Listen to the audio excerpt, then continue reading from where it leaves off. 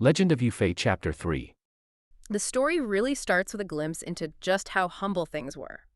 Yufei, we meet his mother, Yuanren. She's a single parent, and she sends young Yufei out to gather firewood. And this wasn't just like a chore for pocket money. This was essential. It's absolutely vital for them to survive. Totally. Can you picture this kid tasked with finding fuel, walking to this dirt hill, probably thinking, where am I even going to find any wood? And the source says the first place he looks, completely barren, not a twig. Wow. And there's this poetic bit in the text that really hits home, talking about the hardship. Lines like, floods brought trouble and suffering, alas for the young child in the reeds. It paints this picture of his mother spinning thread all night just to feed them, teaching her son, missing her husband, tears secretly falling. You really feel how tough their life was. Yeah, that sets a powerful scene, just pure struggle.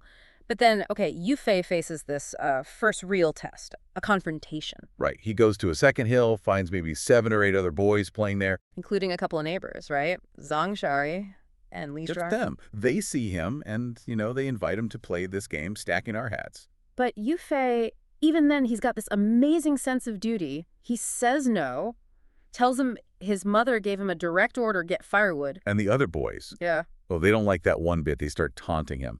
The text has them saying something like, always mother's command. If you won't play, we'll beat your dog head. Oof. Harsh. Yeah, pretty demeaning language. Yeah. But Yufei doesn't back down. He fires back something along the lines of, don't make fun.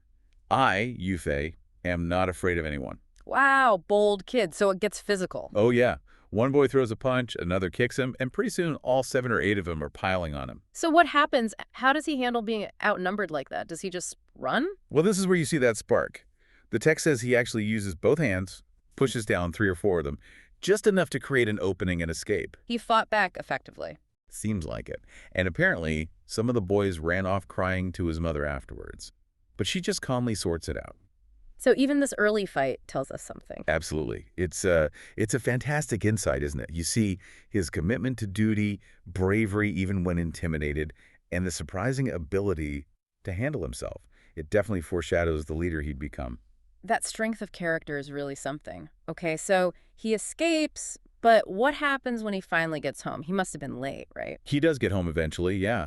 And his basket isn't empty. He found some dry branches behind the hill somewhere. So mission accomplished, sort of? Well, yes and no. His mother, Yuanren, she gives him this scolding, but it's incredibly wise. It's not just don't fight. What does she focus on? First, the social harmony aspect. You cause trouble, now people are coming to our door complaining. Kusha, Yeah. as the text puts it. Ah, okay. Don't make waves. Exactly. But then, crucially, she gets into the ethics, those dry branches.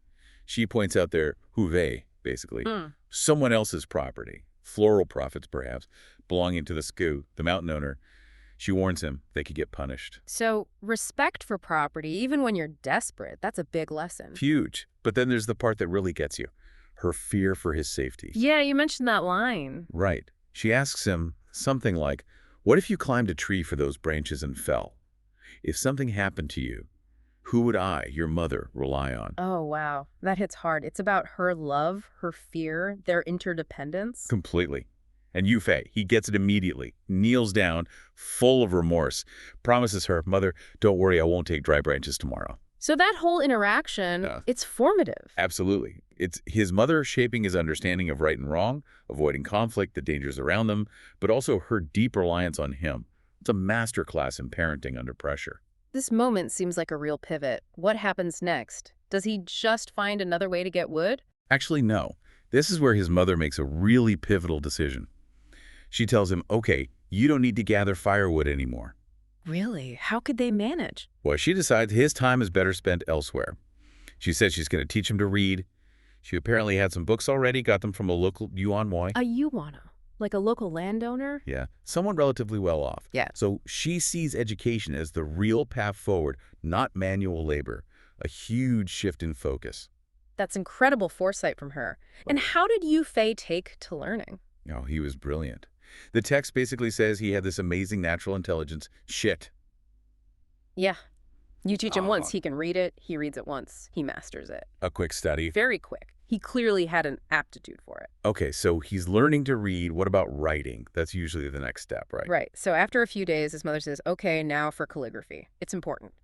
But here's the catch. She tells him to use the money she'd saved up to buy paper and brushes. Which, given how poor they were, must have been a big deal. A real sacrifice. Exactly. Yeah. But young Yu Fei, this is where his resourcefulness just blows you away.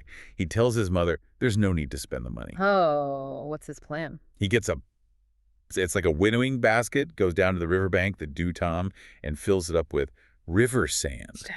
Sand. And then he finds some whole willow branches and shapes them to use like brushes. He made his own writing kit out of sand and twigs. Pretty much. He comes back and tells her, basically, Mother, this paper and brush costs nothing, and they'll never run out. It's free and inexhaustible. That is genuinely ingenious. How did his mother react to that? The text says she just smiled slightly and said, this is good. Quiet approval, recognizing the cleverness of it. So she didn't push him to buy the real supplies. Nope. She went with his solution. The source says she first guided his hand to write on the sand with the willow branch, and he picked it up super quickly, writing independently in no time. This anecdote, Yeah. it's more than just being clever, isn't it? What's the deeper takeaway here? I think it really speaks volumes about innovation. You know, it's not just about making do. It's about seeing potential where others see. Well, nothing. Sand becomes a canvas. A twig becomes a pen. It's a mindset shift. Totally. It shows how real creativity often sparks not from having everything, but from having very little and needing to reimagine what's possible. It's that classic idea, necessity being the mother of invention. It really makes you think about resourcefulness differently. Wang Yi, 6-year-old boy. The Force actually describes him as strong and boorish. Yeah, boorish is a good word for it. The scene opens. He's playing chess with a servant, Wang An. And just for context, Wang Yi's father is Wang Yuanwei. That's sort of a term for a wealthy gentleman, maybe a landlord. Right, established. And his mother is the Yunjun, his wife. So they have a certain social standing here. And what really stands out almost immediately is Wang Yi's understanding of winning. It's pretty primitive. He asks, what are the pieces? How do I win? The basics. Right. And when he's told that, eating the opponent's general leads to victory, his solution is just, bam, eat Wang An's general with his own general. Right away. Just like that. Yeah. And he even says, aren't you already defeated? Like, game over. So Wang An, the servant, tries to explain the actual rules. Generals can't move like that. And Wang Yi's reaction, it's explosive. It really is. He curses the servant, shouts bullshit, essentially. Right. The original is Gangio. Very direct. Very direct. And accuses him, are you trying to trick me? Because I don't know how to play. Yeah. Total accusation. And then it escalates physically. He picks up the whole chessboard. The whole thing. And just hits Wang on the head with it. The text says, fresh blood to stream down. Oof. Yeah, it's quite violent. And this naturally leads to the next question. How does the father, Wang Yuanwei, react? Wang Gan runs to him, bleeding. Well, he's furious, naturally. Calls his son a beast. That exact word. Yeah. And then he hits Wang Yi on the head multiple times. The source actually describes it quite specifically, a continuous series of blows, almost like hard knuckle flicks to the head. Ow. Yeah, you can feel his frustration there. Definitely. Intense frustration. But then, this is where the dynamic really shifts, doesn't it? Wang Yi runs straight to his mother, the Yuanjun, crying, Dad wants to beat me to death. And her reaction is immediate. But it's not just protective, it's combative. Instantly combative towards the husband. Right. She shifts the focus completely. Completely. Tells the boy, don't cry, I'm here. Even gets a maid to bring him fruit to comfort him. Yeah. Soothing the symptom, not the cause. Exactly. And then she turns on her husband fiercely. Yeah. Calls him an old killer. Just like that. Wow. Yeah. And reminds him how hard it was to have this son.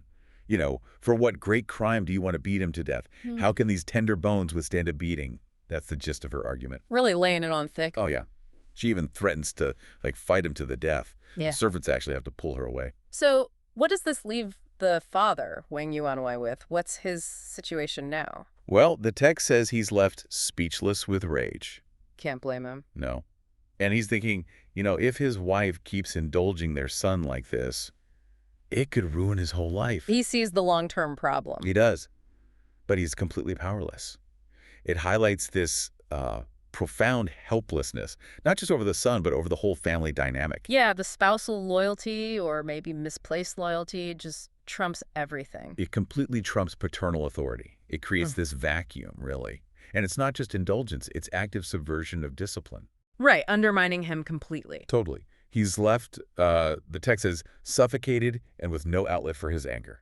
Just stuck. Okay, so if you thought Wang Yuanwei's troubles were, unique to his household, I'd be wrong. exactly, the narrative then cleverly broadens things out. It shows this is a shared dilemma. How does the text do that? Well, that's, I think, where the real genius of this chapter lies. Yeah. Just as Wang Yuanwei is stewing, basically. Fuming alone. Yeah, fuming alone.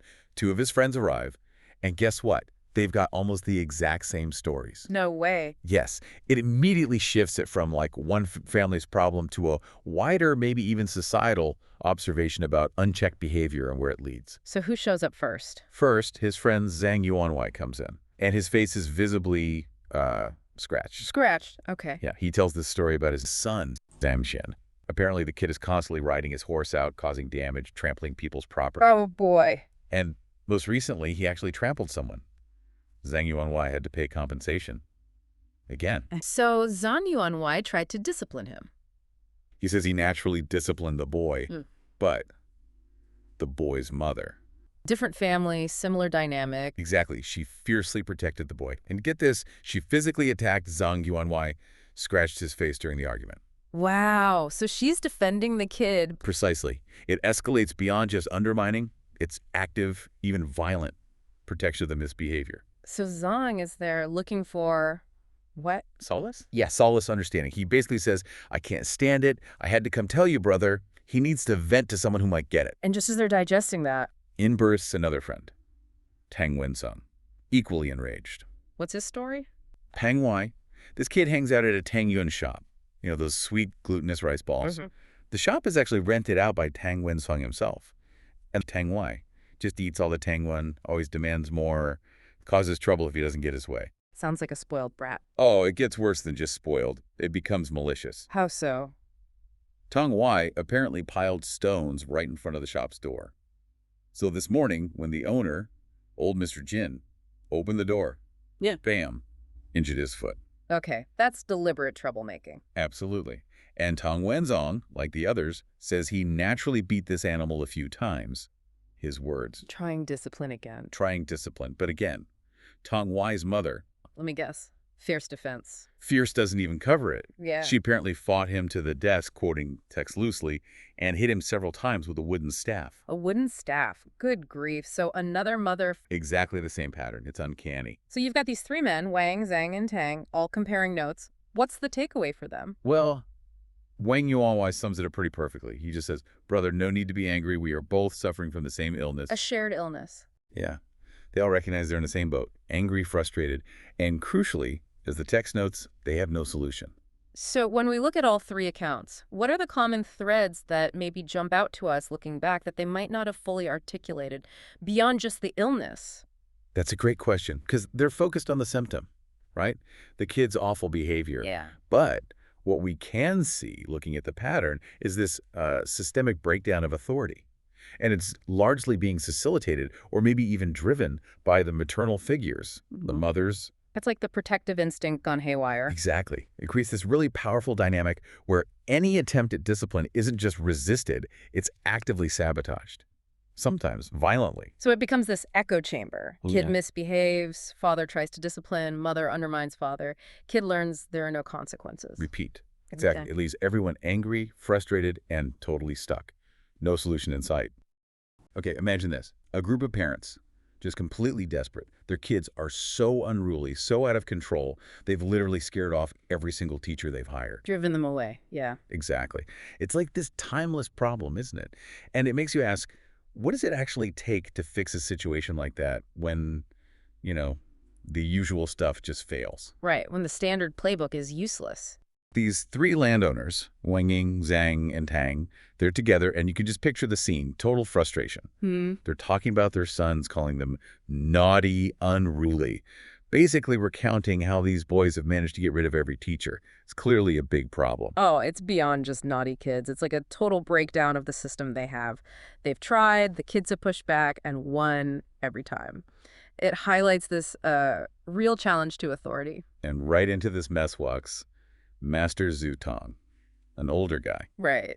And his reason for being there seems pretty mundane at first. He's got some land to manage, something he picked up earlier, and he wants to see old friends. Simple enough. But there's so much under the surface, isn't there? His personal story is, well, it's tragic. And it feels like it shapes everything about him. Absolutely. He tells them he's truly alone. His wife died years ago.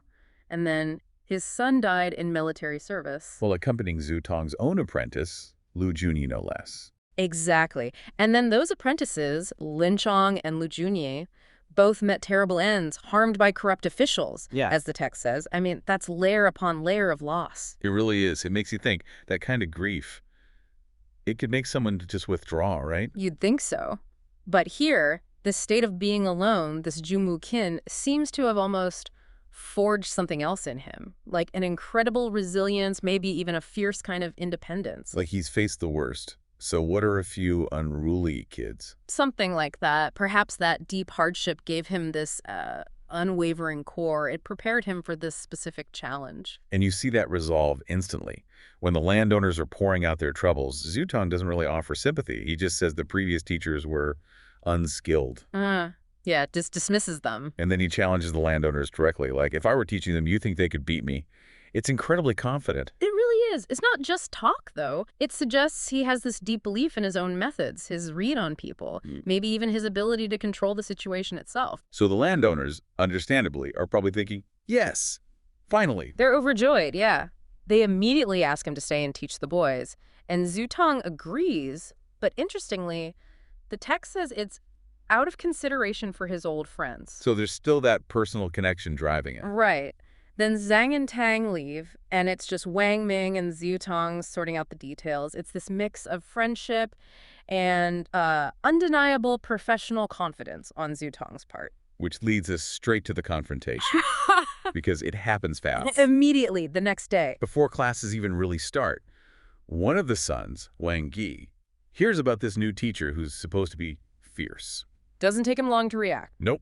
He runs off, finds his buddies, Zhang Xian and Tang Huai, and they cook up a plan. They're going to give the new guy a taste of their own medicine. Right. They get iron rulers, short sticks.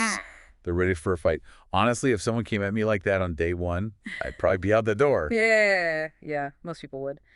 But Master Zhu is clearly cut from a different cloth. Definitely. So, first day. The landowners bring their sons, they introduce them. They even invite Zutong for a nice start-of-school meal. Polite, right? Seems like the standard thing to do. But Zutong, he shuts it down immediately.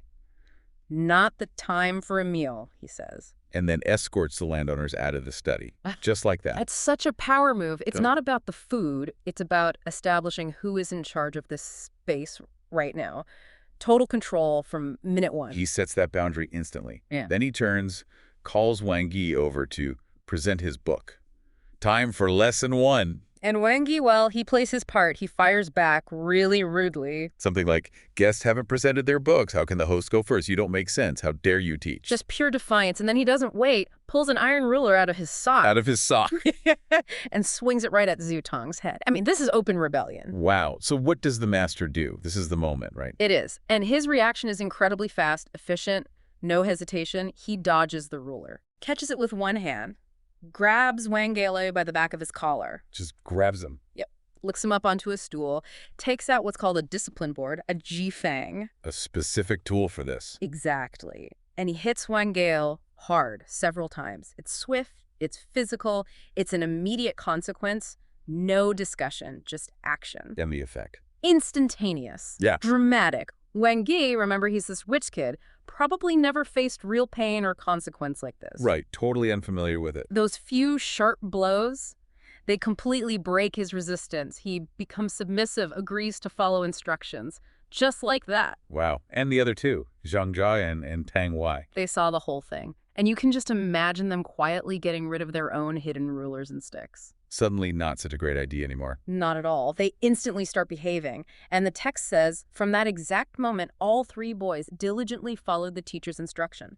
Total turnaround. An instant transformation. Yeah. It's kind of amazing. Young Yufei. And he's not actually in the classroom. He's next door. The story says he's so hungry for knowledge, he keeps using this little stool to climb up to the wall. Just listening in on Zhu Dong's lectures. What does that tell us straight away about him? It's more than just being curious, right? Oh, absolutely. That immediately makes you ask, what kind of learner is this? It's not just interest. It's this deep, proactive drive to learn even without an invitation. It really says so much about his innate intellectual appetite, I suppose. A self-starter, completely outside the usual system. Right. And then, talking about foundational moments, Mm-hmm. the story introduces Yudong, the teacher, and he gets a visitor, a tenant farmer, Wang Laoshi.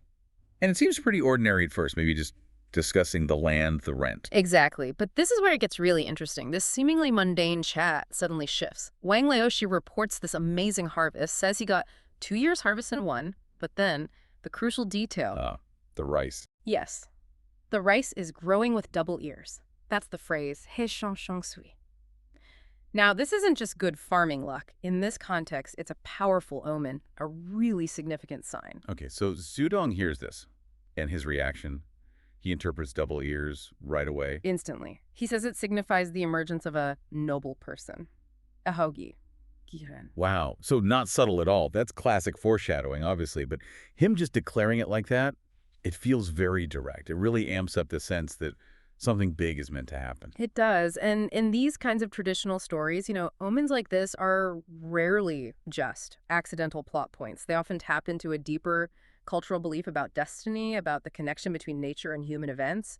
It sort of elevates the hero's journey, suggesting it's almost preordained, linked to the cosmos in a way. Okay, so the next day, Zudong is getting ready to go see these amazing fields with Wang Laoshi. But first, he gives his 3 students, Wang Yi, Zhang Xin, and Tong Huai, he gives them 3 essay topics to work on.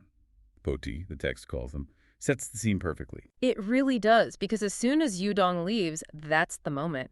Yufei heads straight for the study. He sees his chance. But then, get this, the students themselves stop him. Wang Yi actually grabs him and says, basically, you need to help us. Yeah. And the others, Zhang Xian and Tang Wei, they're right there agreeing. And they just admit it. They say they don't feel like doing the essays and want to go visit their mothers instead. So they just want Yufei to do their homework. Pretty much. They just hand off the responsibility. It's such a stark contrast, isn't it, between Yufei's intense drive and these students who are, well, kind of lazy and just want to have fun. It really makes you think about where the real potential is. Maybe not always inside the official classroom. Exactly. And they go to quite an extreme length, too. Wang Yi actually locks Yufei in the study from the outside. Locks him in. Yeah. Seriously. Tells him there are snacks inside if he gets hungry. It's a really vivid picture of these completely different attitudes towards learning and, frankly, work. So Yufei is locked in the study. What happens next is just... well, it's astounding. He doesn't just start writing their essays. First, he carefully looks through their old homework. Right. To understand their individual styles. That's the incredible part. Okay, so he's analyzing their writing first. Yes, which shows this amazing analytical mind already. He's not just doing the task. He's adapting. He's showing this incredible intellectual flexibility. And then he writes 3 completely different essays, each one perfectly matching the voice of the student it's supposedly for. It's like intellectual mimicry, almost. That's amazing. But he doesn't stop there, does he? No. After finishing their essays, he sits down at Zudong's own desk and starts reading the teacher's writings. And his reaction is pretty dramatic. The text says he slams the table. Hey, Right. And he exclaims something like, wow, if I, Yufei, could just be taught by this man, I wouldn't have to worry about my future fame. So at 7 years old, he recognizes profound wisdom when he sees it. And he knows he needs that specific teacher that's incredibly self-aware. It truly is. It shows not just his intelligence, but his ambition.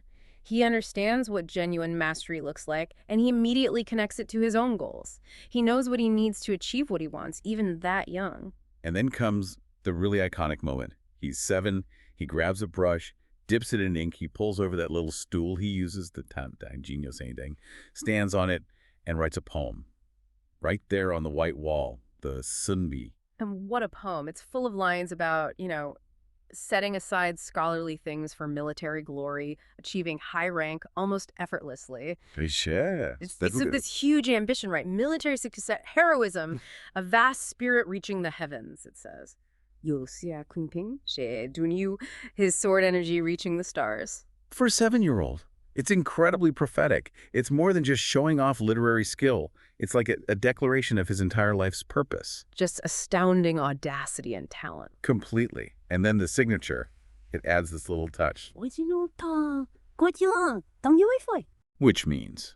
Something like, occasionally written by 7-year-old child Yu Fei, a little bit of humility maybe, or just a touch of youthful, well, cheekiness perhaps. Okay, so he's just finished this incredible act, puts the brush down, and suddenly the lock on the study door rattles. Yeah, and the 3 students, Wang Yi, Zhang Xian, Tong Hui, they burst back in. And they're yelling, Kuai Jing, Kuai, run, run! Total panic. So why? Why the sudden panic from the guys who locked him in there in the first place? What's going on? And that is the perfect cliffhanger the original text leaves us with.